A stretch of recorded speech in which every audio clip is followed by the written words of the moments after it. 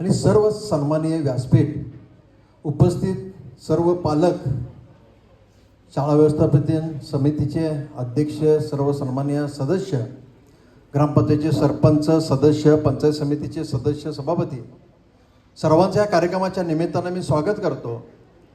अतिशय चांगला दिवस म्हटलं तर या गावासाठी वावगं ठरणार नाही.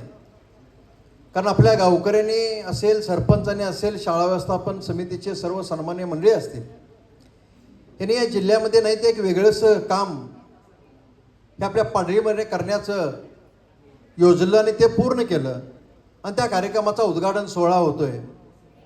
खरोखर मुलांना आज प्राचीन ज्या काही इतिहास आहे त्या इतिहासाचं स्मरण व्हावं आणि त्या माध्यमातून प्रत्येक दिवसाची सुरुवात व्हावी ह्या हेतूनं काम केलं. खरोखर तुमच्या सगळ्यांचं मी कौतुक करतो. आज लोकवर्गणी म्हटलं तर खूप मोठी अडचण निर्माण होते आणि निधी हा प्रत्येक प्रतिनिधीला मर्यादित असतो.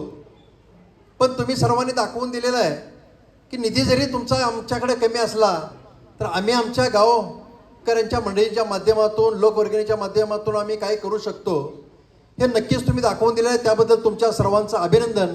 तुम्हीच टाळे वाजवा तुमच्यासाठी. कारण तुम्हाला सर्वांना माहिती आहे की मुलं ही खूप मोठी संपत्ती आहे आणि ही संपत्ती चांगल्या पद्धतीने घडावी म्हणून आमचा गुरुजन वर्ग हा कायमपणे झटत असतो.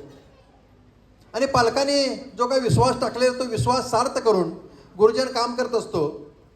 पण गुरुजन काम करत असताना सुद्धा पालक ह्याला सहकार्य देतात, शाळा व्यवस्थापन समितीचे मंडळी मदत करतात.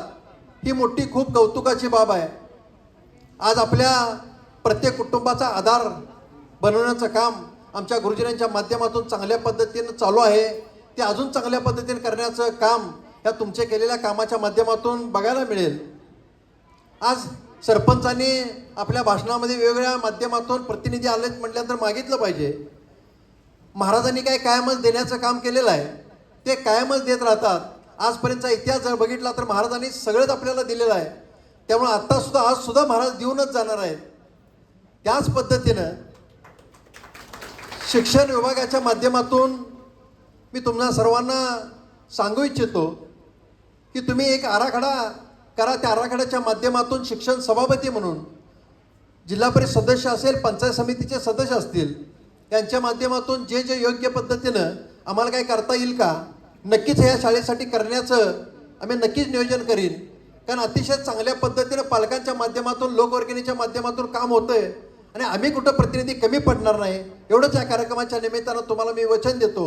आपले सरपंच मॅडम असतील, शाळा व्यवस्थापन समितीचे मंडळी असतील, की कधी या, तुम्हाला आमच्या शिक्षण सभापतींच्या माध्यमातून जे काय आवश्यक आहे ते नक्कीच देण्याचा मी तुम्हाला शब्द देतो. आज खरोखर एक चांगला सोहळा म्हणजे विद्यार्थ्यांच्यासाठी एक वेगळंसं एक रूप बघायला मिळतं. तुमच्या सर्वच गुरुजनांच्या बरोबर पालकांचं धन्यवाद व्यक्त करतो. थांबतो. जय हिंद, जय महाराष्ट्र.